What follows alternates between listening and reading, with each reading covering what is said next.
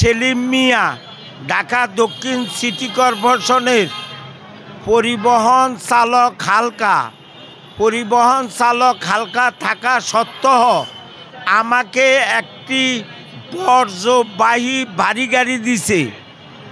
আমি 2023 সালের সেপ্টেম্বর মাসের কোরবানের সময় আমি 74 নম্বর 75 নম্বর ওয়ার্ডে সারাদিন ডিউটি করার পরে সারা রাত আমারে লোয়ার পোল ডিউটি করাইছি। আমি বললাম স্যার আমার একটু ঘুমানোর দরকার। আমি হইলাম স্যার কি হালকা আমারে জোর বুকবক বর্জ্যবাহী একটা গাড়ি দিছে।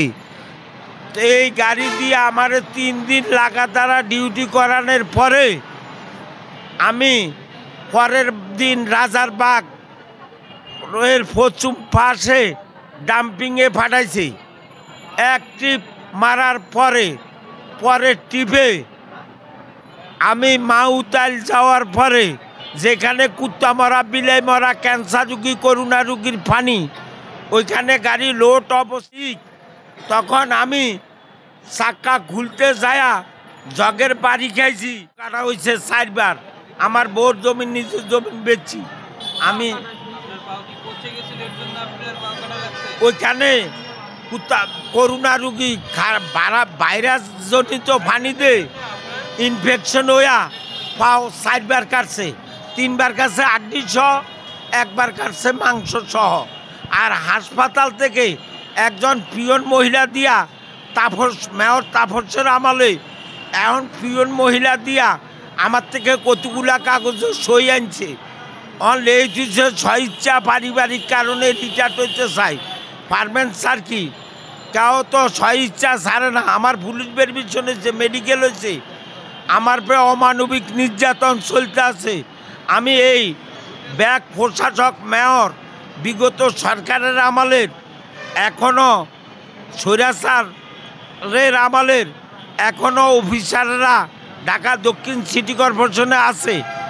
আগের একজন প্রশাসক নাম স্যারের নজরুল স্যার কইল যে তোমার পে অমানবিক করা হইল, তোমার পে অবিচার করা হইল, আমি তোমার স্যার কি পূর্ণ বহাল করে দিই। আর আমি তোমার উপরে আল্লাহর আদালতে আমি কি জব দিব? তুমি না খাইয়া থাকলে তুমি তো বাড়ির কাম করে ভাও হারানো। হে ফাইল বিগত সরকারের আমলের স্বৈরাচার আমলের অফিসাররা ঢাকা দক্ষিণ সিটি কর্পোরেশনে এমনও আছে বেশি অংশ। এরা আমার ফাইল গুজাই দিয়েছে।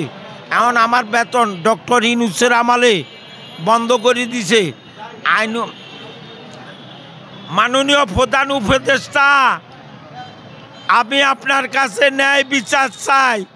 আপনি আন্তর্জাতিক মানের নেতা, আপনি বৈষম্য বিরোধী বাংলাদেশ এখন বিগত সরকার জানি স্বৈরাচারনি ফলাই যায় আইছেন আমি 3 জন মানুষের বেশি ভালোবাসি।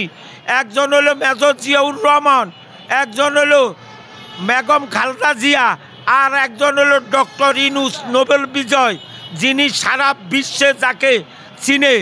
আমি অন্যায়ের প্রতিবাদ, আমার ন্যায্য অধিকার আমি ফেরত চাই।